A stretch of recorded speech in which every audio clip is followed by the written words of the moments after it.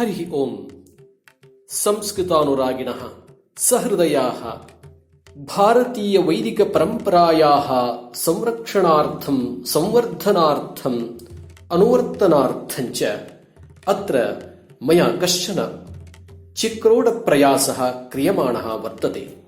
जनेषु विद्यमानस्य विज्ञानस्य अर्थात् विशिष्टज्ञानस्य प्रकाशनार्थं प्रदीपनार्थं वा प्रश्नाः सन्ति। अत्र एतस्य विप्रप्रश्नाः इति संक्षिप्तनाम दत्तं मया।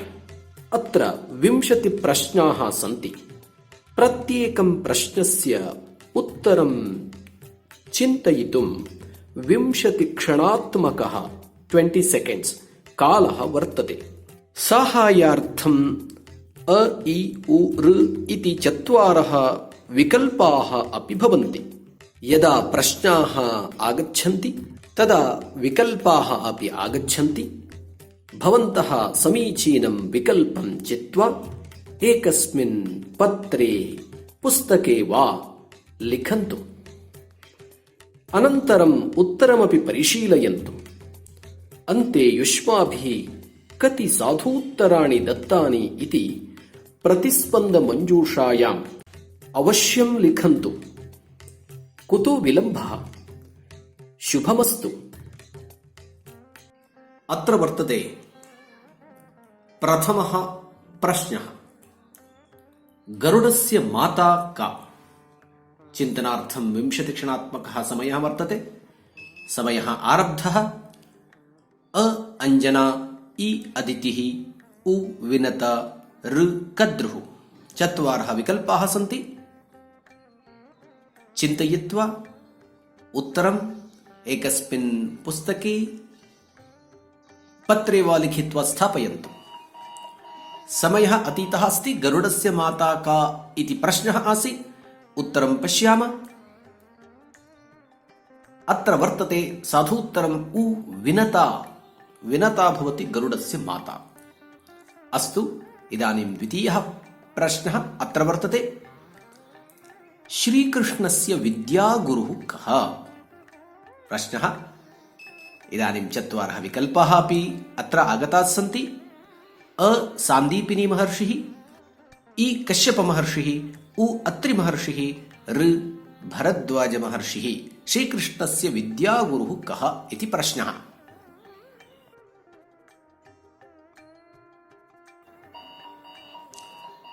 चिन्तनसमयः अतीतः अस्ति। पश्यामः किं भवेत् अत्र उत्तरम् इति।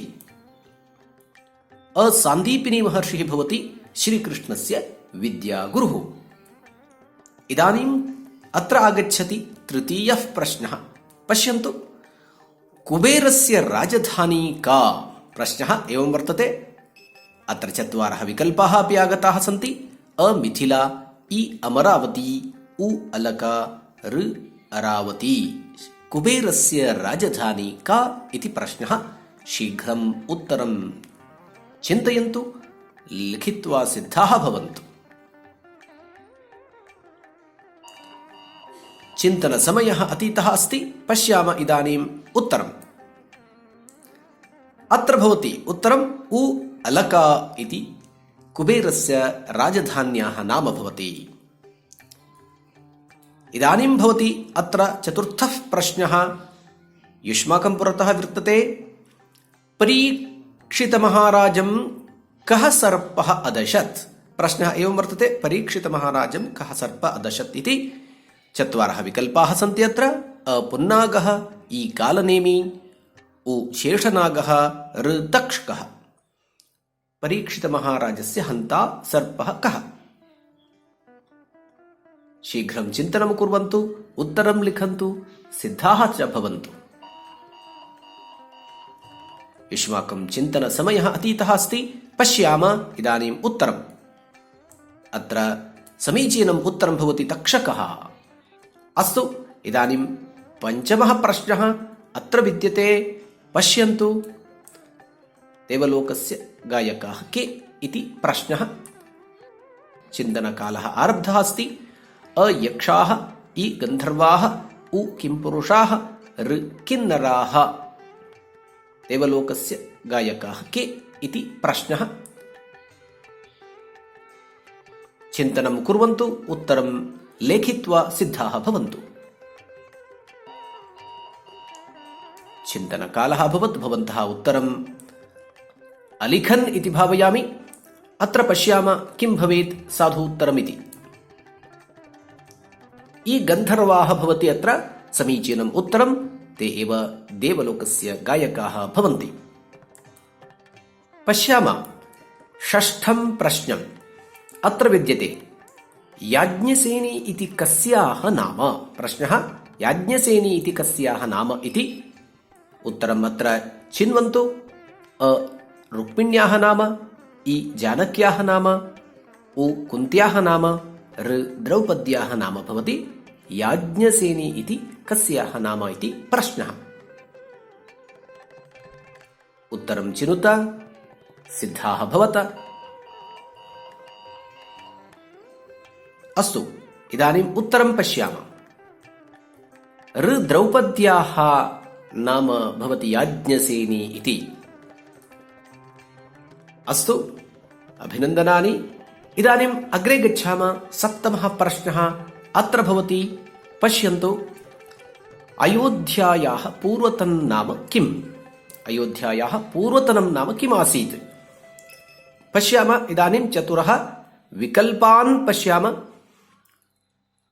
अ मिथिला, इ कोसलः, उ साकेतं, ऋ अलका। अयोध्यायाः पूर्वतनं नाम किम् आसीत्? शीघ्रं चिन्तनं कुर्वन्तु, सिद्धाः भवन्तु। चिन्तनार्थं 20 क्षणात्मकः कालः दत्तः आसीत्, सः अतीतः अस्ति। इदानीं पश्यन्तु, युष्माकम् उत्तरं साधु वा असाधु वा इति। अत्र भवति साधु उत्तरम् उ साकेतम्। अयोध्यायाः पूर्वतनं नाम आसीत् साकेतम् इति। अष्टमः प्रश्नः इदानीम् अत्र भवति। गौतमबुद्धस्य कारणात् प्रसिद्धा अस्ति इयं नदी, सा का? गौतमबुद्धस्य कारणात् प्रसिद्धा नदी का? अत्र 4 विकल्पाः सन्ति साहाय्यार्थं। पश्यन्तु। अ यमुना, इ लुम्बिनी, उ तमसा, ऋ क्षिप्रा। गौतमबुद्धस्य कारणात् प्रसिद्धा एषा नदी। शीघ्रं चिन्तनं कुरुत, उत्तरं लिखत, सिद्धाः भवत। अस्तु, चिन्तनकालः अतीतः। इदानीं पश्यामः। उत्तरमस्ति इ लुम्बिनी इति। एषा नदी बहु प्रसिद्धा अस्ति गौतमबुद्धस्य कारणात् एव। अस्तु, इदानीम् अग्रिमः प्रश्नः अत्र भवति। 9मः प्रश्नः। शिशुपालवधम् इति महाकाव्यस्य कर्ता अथवा रचयिता कः? भवन्तः जानन्त्येव, किन्तु साहाय्यार्थम् अत्र 4 विकल्पाः सन्ति। पश्यन्तु 4 विकल्पान्। अ भारविः, इ श्रीहर्षः, उ माघः, ऋ कालिदासः। एतेषु शिशुपालवधम् इति महाकाव्यस्य रचयिता कः? चिन्तनसमयः अतीतः अस्ति। इदानीम् उत्तरं दर्शयामि। पश्यन्तु, अत्र उ माघः भवति शिशुपालवधम् इति संस्कृतस्य पञ्चमहाकाव्येषु अन्यतमस्य शिशुपालवधस्य रचयिता भवति। अभिनन्दनानि।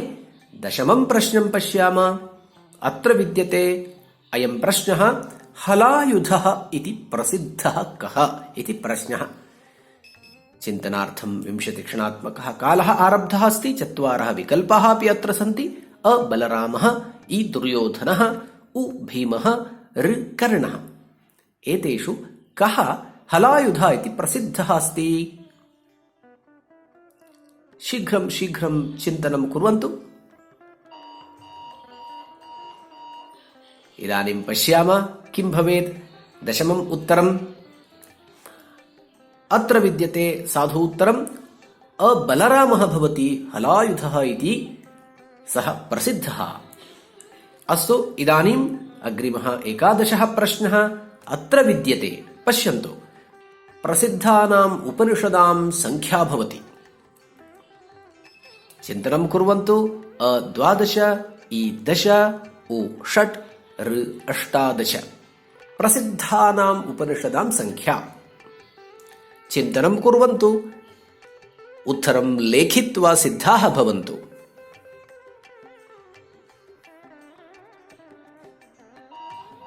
ओ चिन्तनकालः अतीतः अस्ति, इदानीम् उत्तरं पश्यामः। तर्हि प्रसिद्धानाम् उपनिषदां संख्या भवति 10। दशोपनिषदः प्रसिद्धाः भवन्ति। ईशकेन कठ इत्यादयः प्रसिद्धाः दशोपनिषदः सन्ति। अस्तु, इदानीम् अग्रिमं प्रश्नं पश्यामः। अत्र भवति 12 प्रश्नः। त्रिपथगा इति प्रसिद्धा का प्रसिद्धा अस्ति त्रिपथगा इति? अत्र पश्यन्तु, 4 विकल्पान् पश्यन्तु, चिन्तनं कुर्वन्तु। अ यमुना, इ सरस्वती, उ गंगा, ऋ गायत्री। एतासु का त्रिपथगा इति प्रसिद्धा इति चिन्तनं कृत्वा उत्तरं लिखेत्।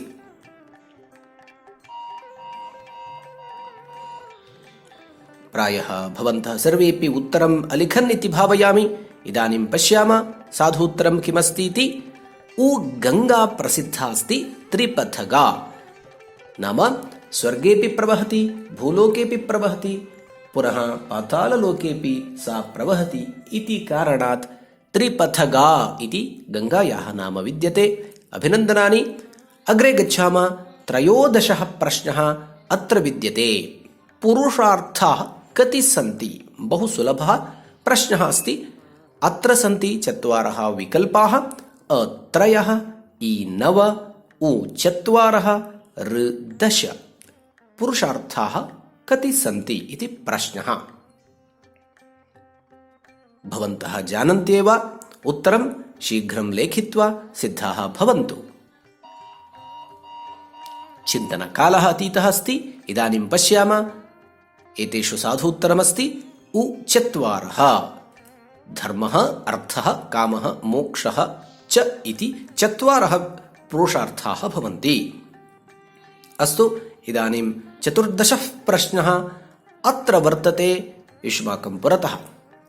सूर्यस्य रथे कति अश्वाः भवन्ति? बहु सुलभः प्रश्नः अपि। अत्र 4 विकल्पाः सन्ति। अ 6, इ 7, उ 4, ऋ 5। सूर्यस्य रथे कति अश्वाः हयाः भवन्ति इति प्रश्नः।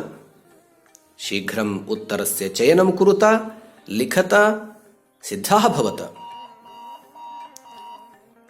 अत्र भवति साधु उत्तरम् इ 7। सूर्यस्य रथे 7 अश्वाः भवन्ति। सप्ताश्वरथमारूढं प्रचण्डं कश्यपात्मजम् इति सूर्याष्टके विद्यते। अस्तु, इदानीं पश्यामः। अत्र अग्रिमः 15 प्रश्नः अस्ति। कृष्णस्य मातुलस्य पिता कः इति प्रश्नः। बहु श्रुतः। अत्र विद्यते समयावकाशः 20 क्षणात्मकः कालः। पुनश्च 4 विकल्पाः अपि विद्यन्ते। अ उग्रसेनः, इ शूरसेनः, उ महासेनः, ऋ वृषसेनः। कृष्णस्य मातुलस्य पिता कः इति प्रश्नः। चिन्तना समयः अभवत्। इदानीं सर्वेपि उत्तरं पश्यामः, उत्तरं जानीमः। उत्तरं भवति अ उग्रसेनः इति।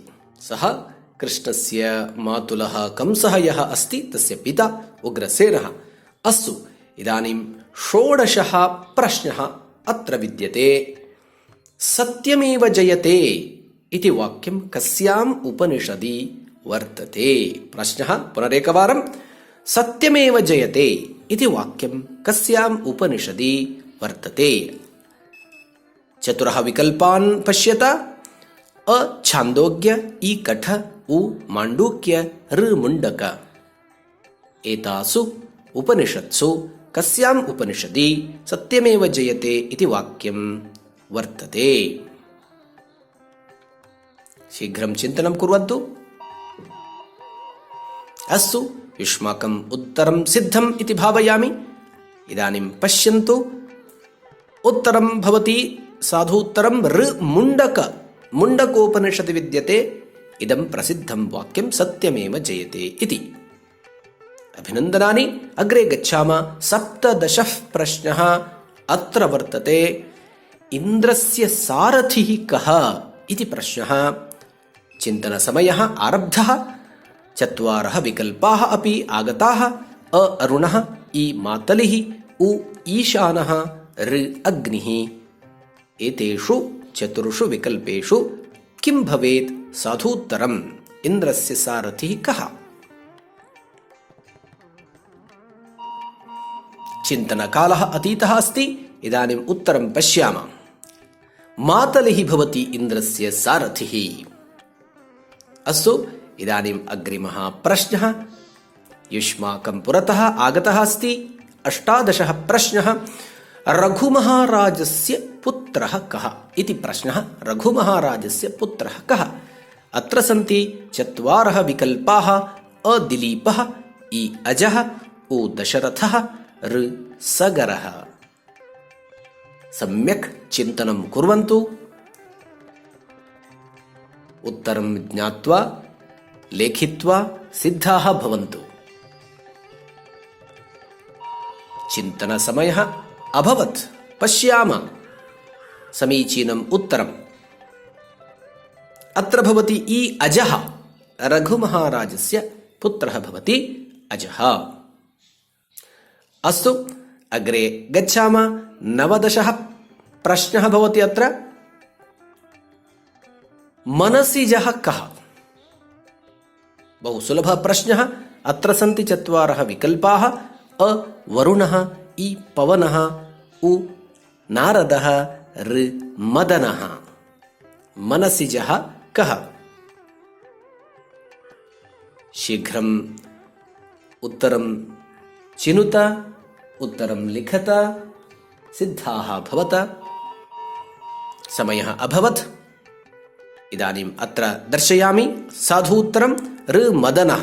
मदनो मन्मथो मारः इति मनसिजः भवति सः मन्मथः। अस्तु, इदानीम् अन्तिमप्रश्नः 20तमः प्रश्नः अत्र वर्तते। देवलोकस्य शिल्पी कः इति प्रश्नः। समयः आरब्धः। 4 विकल्पाः आगताः। अ मयः, इ देवकर्मा, उ विश्वकर्मा, ऋ जक्कणाचार्यः। एतेषु देवशिल्पी कः?